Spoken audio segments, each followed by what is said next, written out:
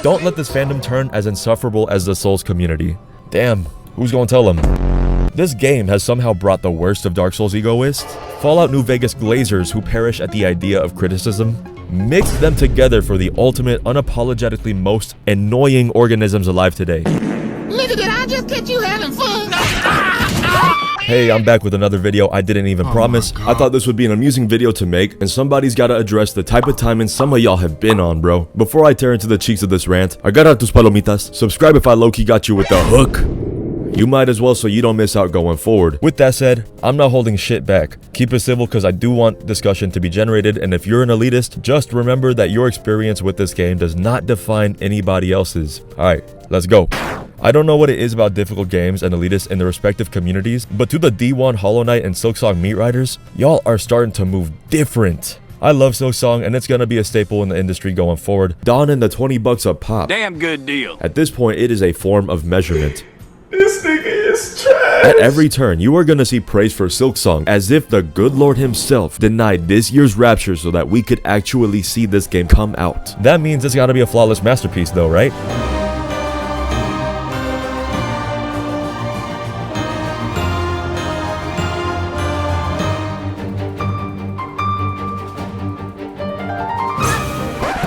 No.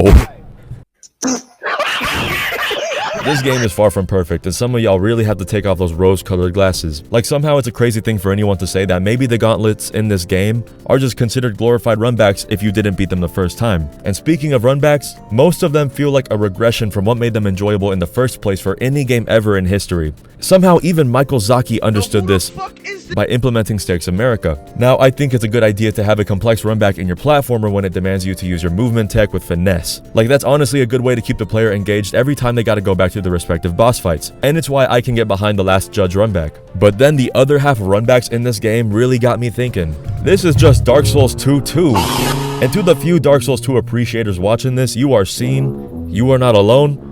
But now we gotta put you back in your psych ward, because what was ever fun about having to avoid every enemy standing between you and the boss room?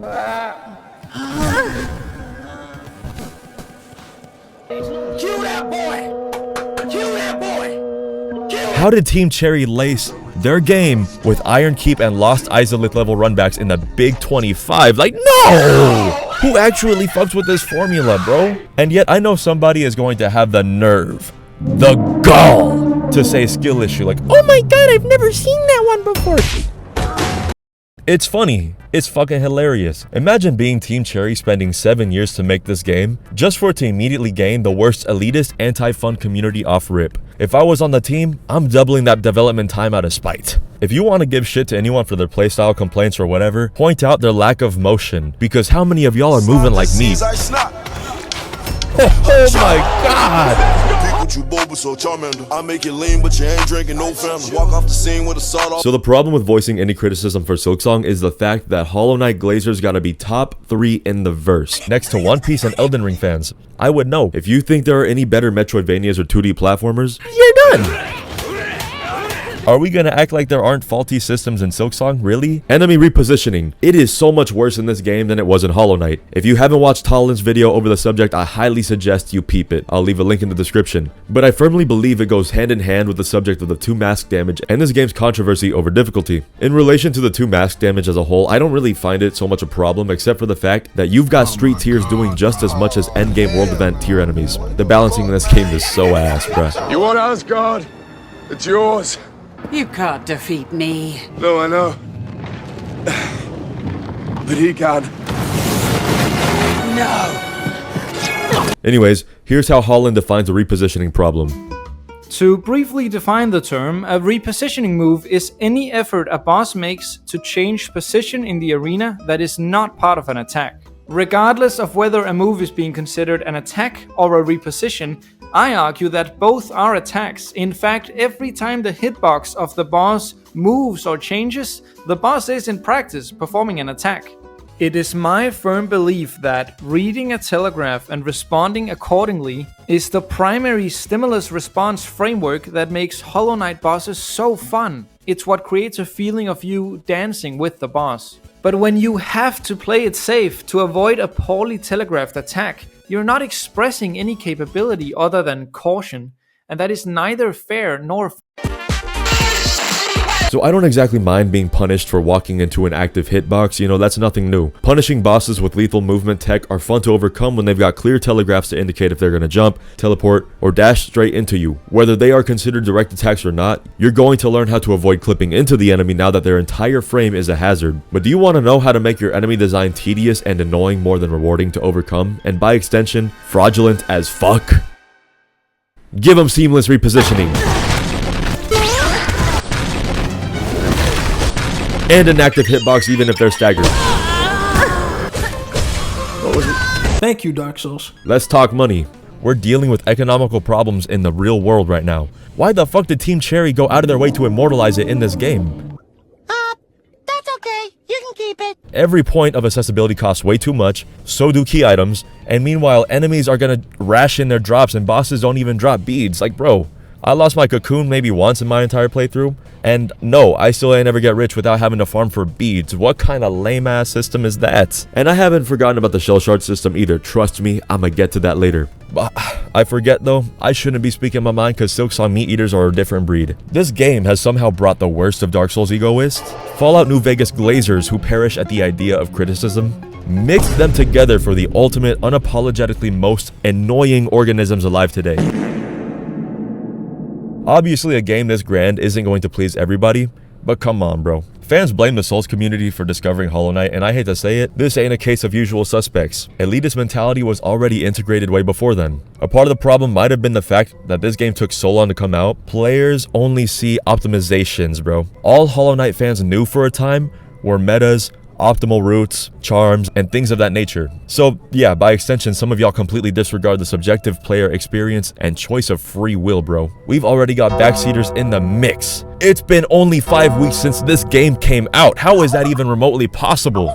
Go to my own comment sections, bro. I've got people questioning my use of Hunter's Crest after Act 1. For the record, I have 0 mentions of crests throughout my, these videos, by the way. I am genuinely concerned for how some of y'all just go after these things. I don't get why people use this quest when the one I used in my playthrough was clearly better. Who? Oh my god. Who's talking to you? Who asked? Bro, look at this Reddit thread right here. Don't let this fandom turn as insufferable as the Souls community. Damn, who's gonna tell them? It always has been. Case in point, pull up any video of a player using Wanderer's Crest. Nigga, did I just catch you having fun? What's the point of playing Silksong if you just wanted a Hollow Knight moveset? Oh my god, bro. Go outside. Touch a woman. These goobers are already creating stigmas for what are right or wrong ways to play. Verbatim, what is cheese? Me when I'm in a who's more insufferable competition as a Souls enjoyer, and my opponent are Silksong D-Riders. Yeah, nah. Get me out of here, coach.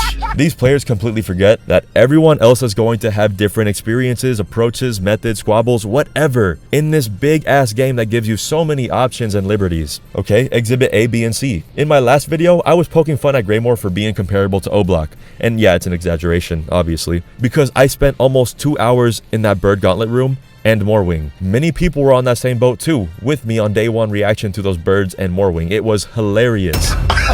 Yeah, that said, I'm giving you the chance right now to go into the comment section of this video, drop the timestamp, and tell me to get good. Get it out your system, bro. Okay? So, I had a lot of viewers tell me, wait till you get to Bylewater, which is funny because I deadass had B-roll of my time there. Y'all just be watching my shit with your eyes closed or something, bro. I'm joking. Collectively throughout Sinner's Road to Bylewater, I died a total of 3 times. Only 3 times. All of these deaths were just like through exploring the parts of Bylewater approaching Grol, because once I found him, I low-key slimed his ass out on a whim. Am I gonna lord this over y'all because the most Miyazaki shit-infested part of the game was easy for me? No. Can I acknowledge that this is objectively the worst area in the game, and understand I had it relatively well off because this is where the majority of other players experienced a canon event? Yes. Greymore was somehow my hydrogen bomb when it should have been the coughing baby. Also, a little heads up if you found my channel from the Greymore video, since a lot of you asked for it, there will in fact be a spiritual successor of a slander video for Bylewater. So stick around for that, and on that note, yes, you had a different quantity of mask or silk meter when you reached a skill check as opposed to someone else's run. Yes, players entered certain boss arenas with an optimized kit and max shell shards, and by extension many other players experienced playing with a suboptimal kit and little to no shell shards for whatever reason that might be. Yes, people main certain crests that fit their preferred playstyles because they have free will. This is not a foreign concept. But you know what? That's too bad. It doesn't matter which crest you mained because somebody will deadass look you in the eyes and tell you, no skill crest. It's a single player game, bro. None of this is even bait either, just pure mental But hold on, is that a cogfly poison combo? Hey, jump him! So let me change up the tempo real quick, hit y'all with the good old switcheroo. Contrary to what I've been saying the whole time, maybe there is solace in a little bit of Git Good here and there or a skill issue if it's warranted. Players forget that this is a non-linear experience and you're free to explore the world as much as you want. A lot of players fall victim to the first variation of Savage Beastfly and all you see for that stupid ass boss is hatred and malice in everybody's hearts. Mostly everybody at least. In hindsight, I think it serves the same role as the Tree Sentinel does from Elden Ring. If you come across these type of bosses, you don't have to stay there and keep bashing your head against the wall. Nothing is holding you there but yourself. And I get having an ego to, being too stubborn to move on, but if that's what keeps you in an optional encounter to only hate on it because you couldn't move on willingly, I mean, that's tough. Silksong has a lot of these random open world boss archetypes or optional gauntlet rooms that get a lot of shade for this reason. Trust me when I say this game encourages you to move on and to explore somewhere else so that you can get the job done with ease later. And I'll speak for myself on this end, but I don't like the shell shard system. I'm sorry, if you use your tools for a boss you didn't beat the first few times, you're basically out of reserves in your first 4 attempts. Okay, so pop the consumables. Don't have any? Buy them. Don't have any beads? Ah, damn. Go fuck yourself. And then you're left with having to farm basic mobs. This shit is so fucking ass. Here's a little run back on my thoughts when it comes to farming. You're a pussy. I'm gonna reiterate, for me, farming in this game is a sellout move. I would rather run the ISO against Arkham Knight Batman than ever farm in a game to succeed. Best example of this in another game are the emblems from Sekiro since they are needed for your prosthetic tools, Dark Souls, fucking Crash Bandicoot for more lives. I do not care. I do not want to farm. So I'm left with having to get good and master the way of the needle. I want to wrap up this video on a high note and state that this is a game we should all be celebrating. I'm sure you've noticed, but this year we've had so many exceptional games to defy norms or push the medium forward in their respective ways that should be worth commemorating. In this video, yeah, I gave Silksong a bit of smoke and raised the attention of voiced criticism from the general community. What the fuck is making that sound? However, at the end of the day, with almost impossible standards set by Hollow Knight, Team Cherry managed to raise that bar even higher, despite its few shortcomings which I feel are lower lows. And with how out of pocket this community has grown to be, I don't see why diehard fans gotta go out of their way to create noise where there shouldn't necessarily be any. You need to understand these glazers in question are doing a disservice to the game that they love. If players have a certain way to go about their playstyle or build that makes the game fun for them, what makes you entitled enough to invalidate their experience? Especially if this conversation doesn't even start as an argument. It is so counterintuitive to what this game even stands for. It's liberating. Your hand is not going to be held or dragged in different directions by the devs. It is all up to you. Alright, glad we got that shit out the way. I'll catch y'all later.